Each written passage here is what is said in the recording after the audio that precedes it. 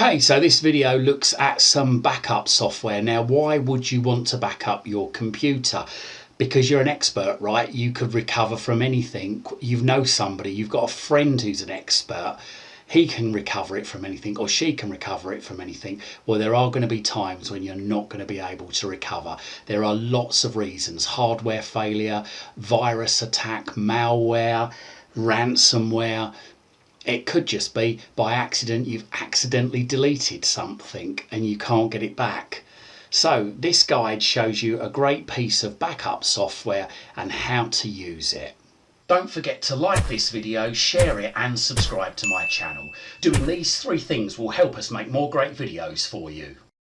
So first of all, what we're going to do is we're going to download that backup software, and we're going to use Microsoft Edge in this example because virtually every current Windows PC has Microsoft Edge installed.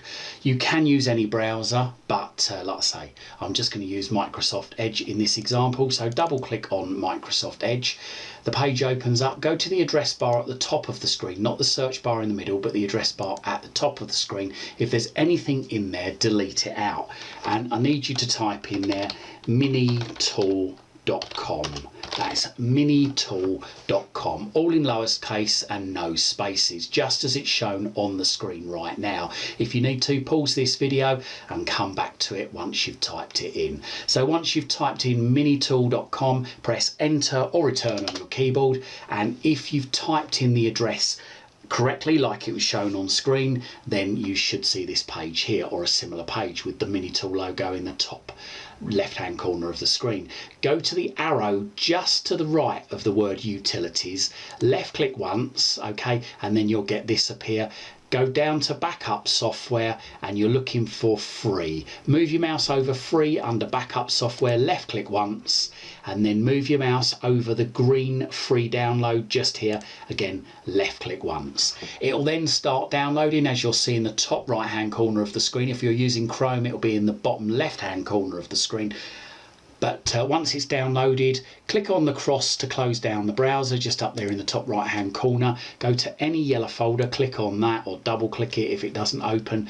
Go to downloads. Now you'll find downloads here, you'll find it on the side here. It doesn't matter which one you use, just click on downloads, and then you'll see in there sm-free-online. Once you've found that, double left click on it, and then what you'll see is the screen will darken and it will say, do you want to allow this app to make changes to your device? Well, make sure it says Minitool Shadow Maker Online Setup. Make sure that the verified publisher is Minitool Software Limited, and make sure that the file origin says hard drive on this computer.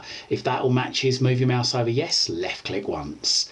Then you just need to tick I have read and accept EULA and privacy policy. If you want to read those, just click on that there. But once you tick that box, click on install now, and it will start downloading the main bulk of the program. Now this bit might take a bit of time. It really does depend on the speed of your internet connection. What it's just downloaded is just really the very start of it, so now it's downloading the rest. So just be patient with it. As you can see, mine's nearly downloaded, and once it's downloaded, it's going to start the install process. So as you can see now, it says installing, and depending on the speed of your computer depends on how long this is going to take. Mine's quite a quick computer, so as you can see, it's buzzing through that, and there we go, it's now finished. So what I'm just going to do is I'm just going to click the cross just up in the top right hand corner of the Minitool installation complete box just to close it down for a sec. And I'm just going to say later on here, so let's just click later on, and I'm going to find, here you go, there's this sm-free online.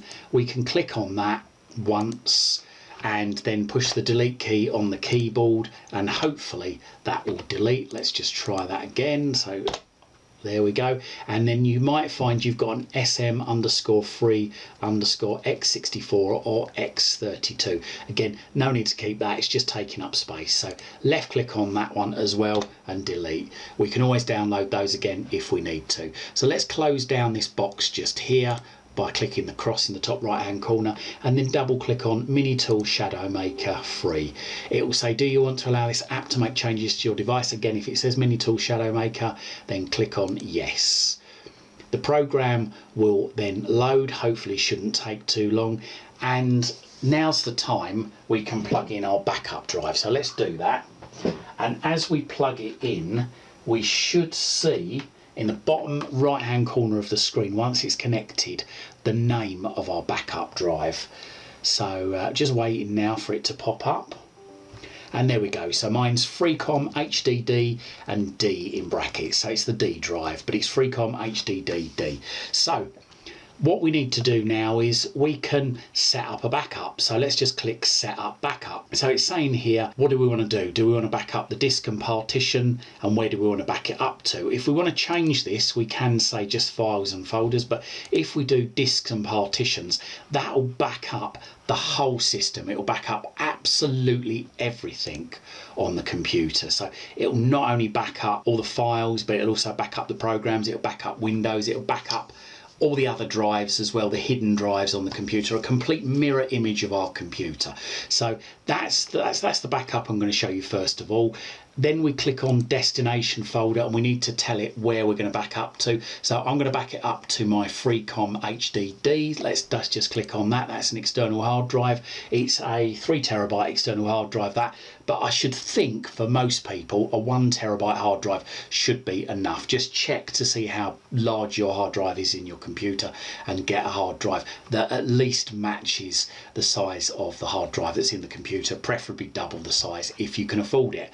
So I'm going to select Freecom HDD, OK, as the destination, and then I just click backup now, and it will say, do you want to do the backup operation now? So I move my mouse over, yes, left click once, and here we go, it's now starting. Now, because it's backing up absolutely everything on the computer, the whole hard drive, this is going to take some time. So as you can see there, it says preparing, and hopefully in a moment we should see a percentage to tell us how far along the backup is. So here we are, a percentage come up now. It might look at times as if it's stopped, but believe you me, it usually hasn't. So just let this go through right the way through to 100%. Okay, so we've got to 99.7% and it's hung, but this is quite normal. Not sure what it's doing here. I think it might be checking the file or closing it off, but it looks like it's hung, but it hasn't. So just be patient with it at this stage. Okay, so there we go. It's actually finally finished. It did hang for a bit, but now I've got this message to say it's finished, and there you go. It says there latest backup, and it gives me today's date and the time that it finished. So as I said before, the other backup option we've got, if I go back to backup, is if I click on the source there, we've got folders and files. So if I click on that, and I can select here the disk that I want to back up, which will normally be the C drive, the local disk C, and I can select here the folders that I want to back up. Or if I just want to back up the user folders, which is things like the desktop, the documents, downloads, music, pictures, videos, I can do that just by clicking user there, and then just tick the individual folders that I want to back up just there, pictures, videos. Like I say, make sure that these have all got ticks beside them. If you still use Internet Explorer, which you shouldn't be, you can also back up your favourites. And yeah, so we can just click on OK there, and then click again back up now, or select the destination folder if we want a different destination. I mean, I'm going to still select the Freecom HDD, which is my external drive, then click on OK, and then I'm just going to click backup now. And again, it says, do you want to do the backup operation now? So click yes, and away it goes. Now you think to yourself, well, why would I want to back up just the files and folders? Surely I want to back up the whole system. Well, because backing up the files and folders is a lot quicker than backing up the whole system. Now what you could do is you could do like a backup rotation, perhaps every 3 months do an image to back up the whole system. So do a drive to image to back up the whole system, and perhaps weekly do a files to image, so it's just backing up your files. And then if anything happens, for instance, like you delete a file, or you get malware or ransomware which encrypts all your files, then you can restore it back to the last files to image you did. Or if it trashes your system, then you can restore it back to drive to image, and then do a files to image restore on top of that to bring it up to date. As you can see, my files to image, which is just doing the folders and files is running along a lot quicker than the drive to image, like I say, because it's just doing my user files there. So there we are, so it's nearly finished, and there you go, we've got a confirmation in the bottom right hand corner to say that that's finished and all the files and folders are backed up. Another option we've got is sync. So if we want to synchronize a folder, say for instance we wanted to take some work home with us, then what we could do is we can click on sync, then click on source, select the folder or folders. So let's just say I wanted to synchronize my documents folder and my desktop. Okay, so we select both of those, click on OK, select the destination, and I want to back it up or sync it to my D drive, and I want to create a new folder, so just click on the plus up there in the top right hand corner and then scroll down and we should see new folder there. Move your mouse over it and click on the right mouse button, click on rename, and let's just call that sync. Okay, and then click on sync there, click on OK, and then click on sync now. And there we go, it's now just syncing the desktop and the documents folder to D drive. So there you go, that's done pretty quickly because I've not got a lot in there. But now if I go into File Explorer, go into this PC and then go into the FreeCom hard drive, find the folder there called sync, and then go into there, and there you'll see, there you go, there's desktop, which hasn't got really much in it, and there's documents just there, which has got all my folders in there, and I can work on them and copy them back to the folder when I get back to work. So I've gone through all the backup options, and now let's just have a look at the restore. So if I go into restore here, there you go. So we've got sections here. We've got files to image. So this was the image we done of the folders and files earlier. If we want to restore any of those, we can click that there. Files to sync, so if we sync something, we can click locate there, and there you go, that brings us up our desktop and documents that we synced to the D drive, the external hard drive. And we've got drive to image, which is restoring basically the whole system back to what it was when we done the image. Let's just set something up here. So I'm going to go into the documents folder and I'm going to delete this live update folder here. Accidentally deleted it, say for instance, and we're going to try and restore it. So I'm going to go into files to image and click restore. Now here are all the different versions of the files to image that we've got. Now I've only got the one, that was just a backup that I did earlier. So we select the date that we want to restore to. Like I say, at the moment I've only got one because I've only done one backup, so I'm going to click on that date there, click on next, okay, and it asks us to select files and folders to restore. So let's just take the tick out of that box just there first of all, because all I want to do is I just want to restore one folder. So click on that to go to users, click on that to go into user, and there you go, it was in the documents folder. So I'm just going to click on that to open that up, and it was live update. That's what I wanted to restore. Now like I said a few seconds ago, I accidentally deleted that, so I'm just going to click on the little box to the left of live update, the thing that I want to restore, and then I'm going to click next, and it's going to ask us where do we want to restore it to. Now we can restore it to somewhere else if we want to. I'm going to click browse.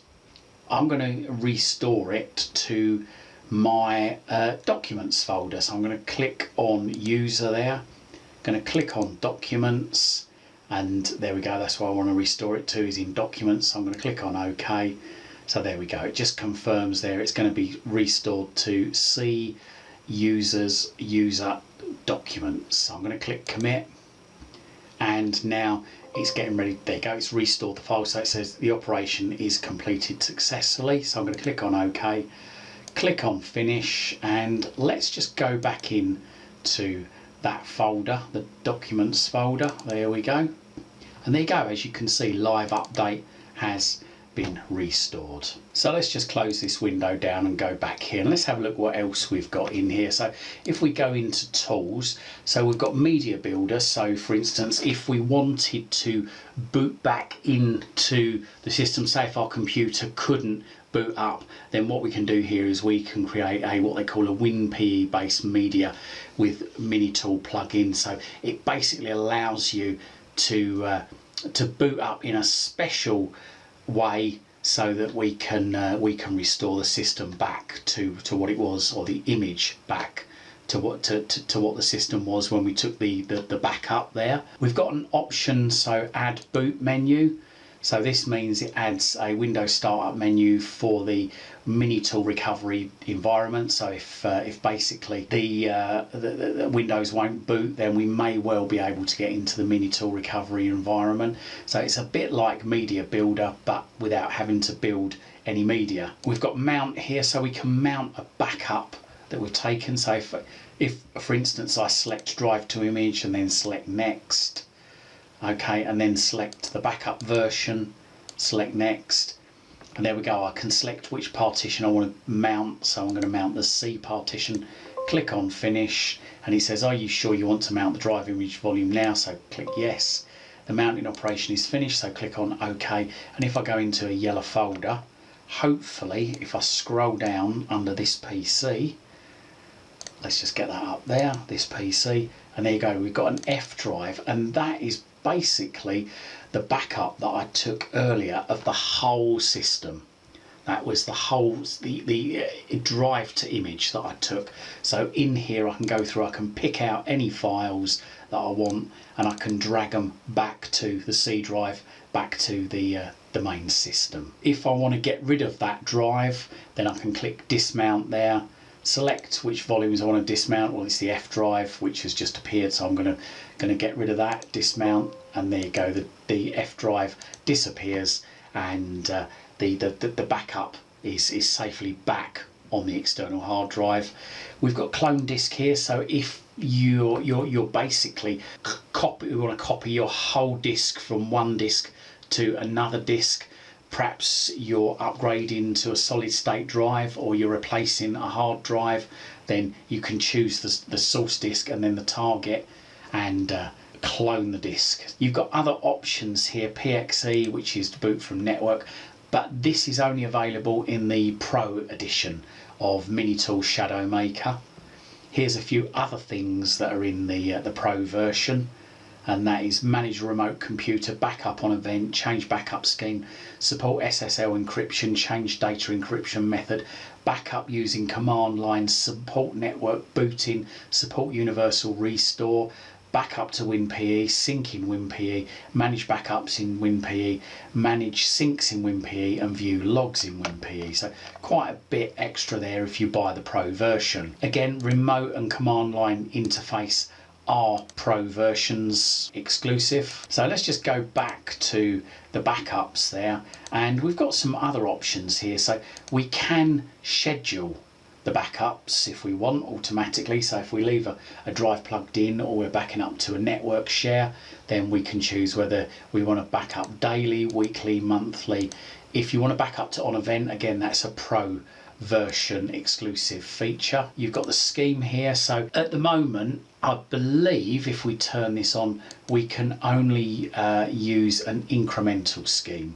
If we try full, that tells us we need the Pro version. I think if we want differential, again, that shows us that we need to have the Pro version. So an incremental backup scheme, it says, is similar to a group queue.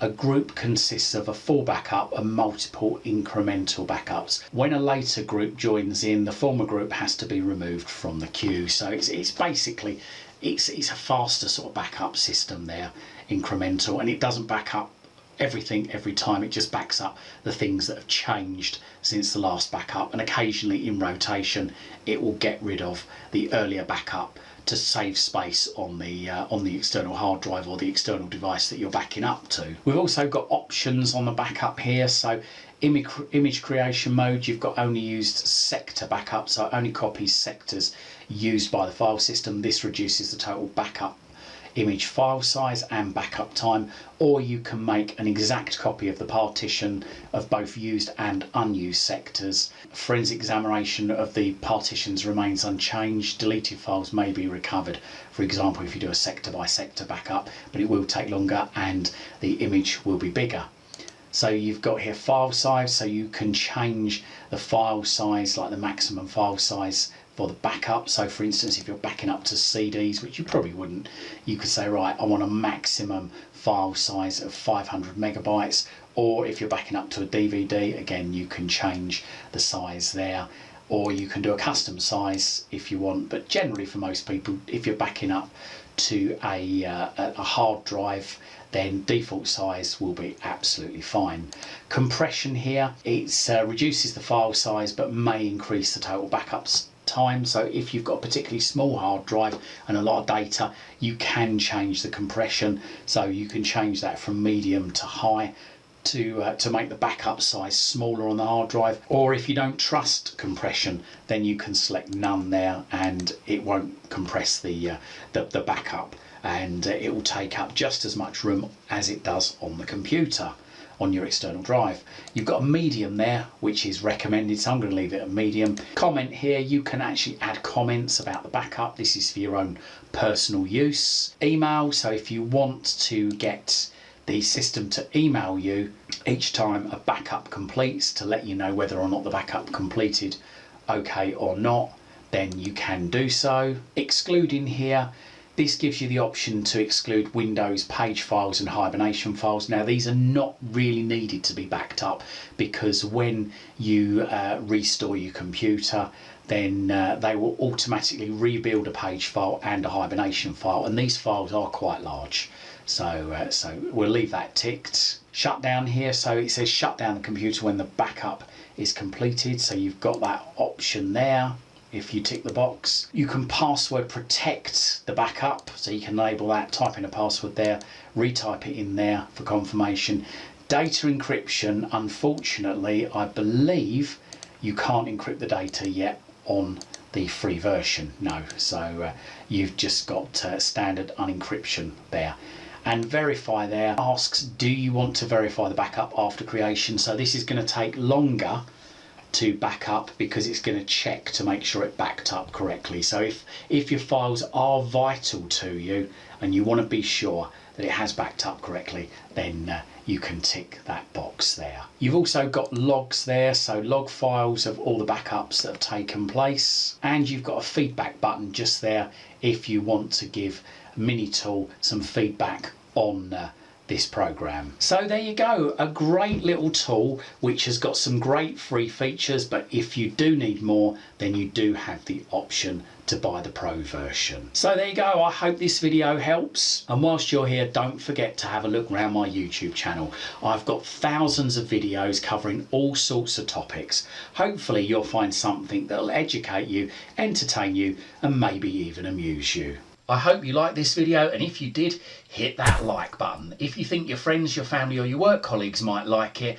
then don't forget to share this on your social media timelines. And if you haven't done so already, make sure you find out about all my latest videos the second they're released. Hit that subscribe button, then hit the bell, then hit all.